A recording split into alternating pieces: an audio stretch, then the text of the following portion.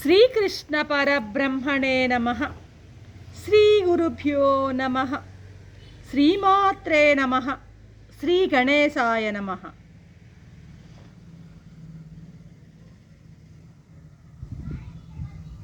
ప్రియాత్మ బంధువులారా, నిత్య జీవితంలో భగవద్గీత 341వ భాగము 14వ అధ్యాయం గుణత్రయ విభాగ యోగం.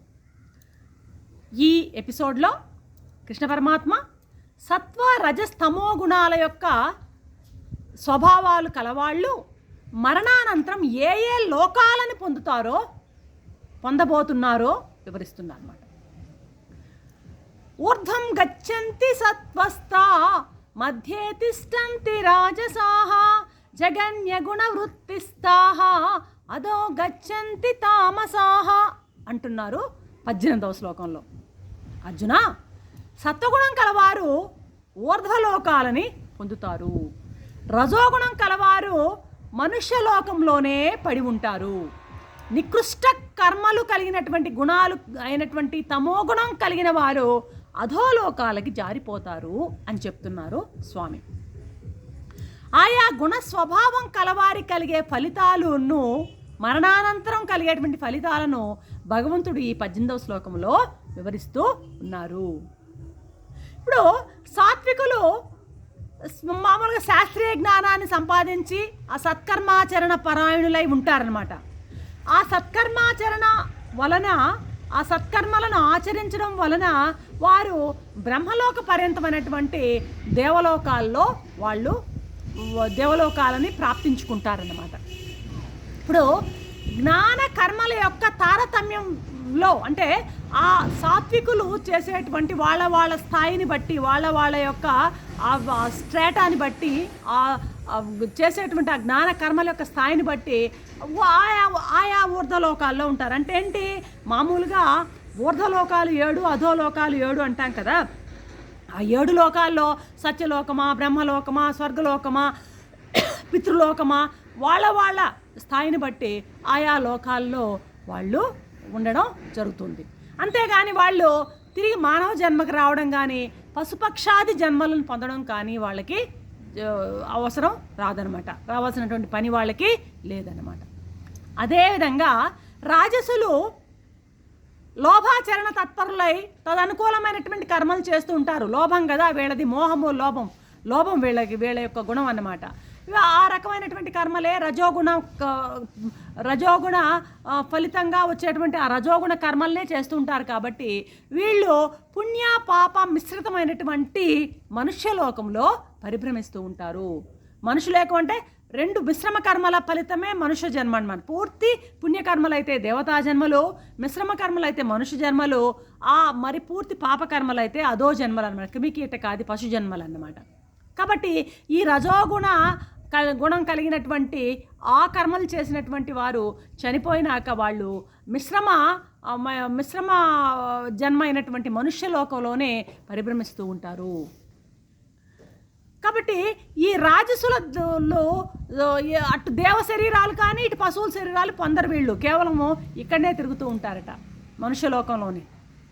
అయితే ఈ 2 గుణాల కంటే నికృష్టమైనటువంటి తమో గుణాన్ని అవలంబించి ఉండేటువంటి తామసులు ఏం చేస్తారు, నిద్రము, ఆలస్యము, ప్రమాదము అటువంటి స్వభావాలకు ఆలవాలం కదా తమో గుణము. అటువంటి స్వభావం కలవారై వీళ్ళు మళ్ళీ నీచ జన్మల్లోనే, అంటే పశుపక్షాది క్రిమికీటకాది జన్మలు, నీచ జన్మలు అంటే అందులోనే పరిభ్రమిస్తూ ఉంటారన్నమాట. వీళ్ళకి దేవజన్మలు కానీ మనుష్య జన్మలు కానీ వచ్చే అవకాశమే ఉండదన్నమాట. సరే, మనకు ఒక్కొక్క డౌట్ రావచ్చు. ఒక్కొక్కసారి తామసుల స్వభావం అని చెప్పేటువంటి నిద్ర, ఆలస్యము, ప్రమాదం మొదలైనవి సాత్వికులు కూడా వస్తుంటాయి. ఎటువంటి సాత్వికులకైనా ఒక్కొక్కసారి ఇటువంటి అనుభవాలు వస్తుంటాయి. వాళ్ళకు కూడా తమో గుణ లక్షణాలు కనబడుతూ ఉంటాయి అప్పుడప్పుడు. మరి అటువంటి వారు కూడా పశు జన్మలకు రావాలి కదా, ఎందుకు రావు అనేటువంటి అనుమానం మనకి కలగొచ్చు అనమాట. కానీ అది పొసగదు అంటున్నారు ఇక్కడ స్వామి. ఎలాగంటే సాత్వికులకు రాజసులకు మామూలుగా ఈ తమో లక్షణాలు తమోగుణ లక్షణాలు అంటే నిద్ర, ఆలస్యము, ప్రమాదము మొదలైనవి అప్పుడప్పుడు సంభవిస్తాయి, కానీ అవి పూర్తిగా వారి స్వభావ రీత్యా వాళ్ళు ఆ విధమైన వారు కారన్నమాట. అంటే తామస గుణం వాళ్ళ స్వభావ రీత్యా కాదు వాళ్ళది. అప్పుడప్పుడు ఎప్పుడైనా ఒక్కొక్కసారి అలా తాకి వెళ్ళిపోతూ ఉండవచ్చు, కానీ వాటి స్వభావ రీత్యా వాళ్ళు తమో గుణం కాదు. కాబట్టి కానీ తామసుల విషయానికి వస్తే స్వభావరీత్యా వాళ్ళు తమోగుణ సంపన్నులు అన్నమాట. కాబట్టి సాత్వికులకు రాజసులకు తమోగుణ ప్రధానం కాదు, కాబట్టి అక్కడ ఏంటంటే అవి గౌణంగా సెకండరీగా ఉంటుంది ఆ తమోగుణం. ఆ సాత్వికులకు కానీ రాజసులకు కానీ సెకండరీగా ఎప్పుడో ఒక్కొక్కసారి అలాంటి లక్షణాలు కనపడినప్పుడు అది సెకండరీగానే ఉంటుందే, కానీ అది డామినెంట్గా ఉండే లక్షణము, స్వభావ సిద్ధమైన లక్షణం కాదు తమోగుణ లక్షణం. కాబట్టి వీళ్ళకి ఇటువంటి నీచ జన్మలు వచ్చే అవకాశం లేదు అని మనం క్లారిఫికేషన్ తీసుకోవచ్చు అన్నమాట. అదేవిధంగా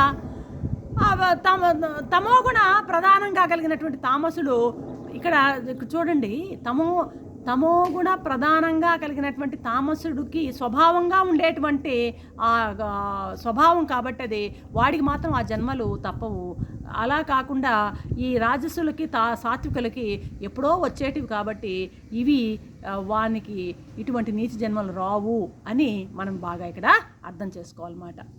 సరే, ఇక్కడ ఏంటంటే స్వామి చూడండి, తమోగుణం ప్రధానంగా గల తామసుడు అని చెప్పడానికి స్వామే చెప్పున్నాడు. ఇక్కడ మనం క్లారిఫికేషనే కాదు, ఇది స్వామే తమోగుణం ప్రధానంగా గల తామసుడు అని చెప్పేందుకు కోసము అక్కడేమన్నాడు ఆయన, జగన్య గుణ వృత్తిస్తా అంటాడు.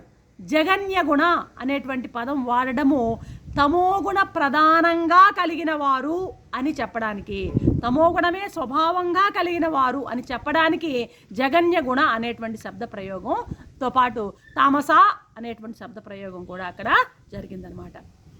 కాబట్టి ఈ ప్రపంచ యాత్రలో కొందరు పైకి వెళ్ళేవారు, కొందరు మధ్యలోనే ఉన్న చోటే ఉండేవాళ్ళు, మరికొందరు అధోగతి పాలయ్యేవాళ్ళు. 3 రకాల మనుషులు. వీటన్నిటినీ కూడా గుణాలే నిర్ణయిస్తున్నాయి. ఉత్తమ కర్మాచరణతో ఉత్తమ స్థితిని పొందేవారు కొందరు సత్వగుణ సంపన్నులు. అదేవిధంగా సకామ కర్మలతో గానుగెద్దులాగా సంసార చక్రంలోనే పడి తిరుగుతూ ఉండేవారు మరికొందరు. ఈ చక్రంలోంచి బయటపడాలన్న ఆలోచన కూడా వారికి రాదనమాట. అల్ప సుఖాల కోసం అపారమైనటువంటి దుఃఖాన్ని పైన వేసుకుంటూ వాళ్ళు తిరుగుతూ ఉంటారు. వీళ్ళే రాజసులు, రెండవ వాళ్ళు. ఇక చివరి వాడున్నాడే, వీడు కుంభకర్ణ జాతి అన్నమాట. వీడిది చూపుకే మనుష్యుడు, కానీ అంత పశు స్వభావం కలిగి ఉంటుంది. వీని గతి ఎలాంటిదంటే అధోగచ్చతి, అధోగతే వీడి గతి.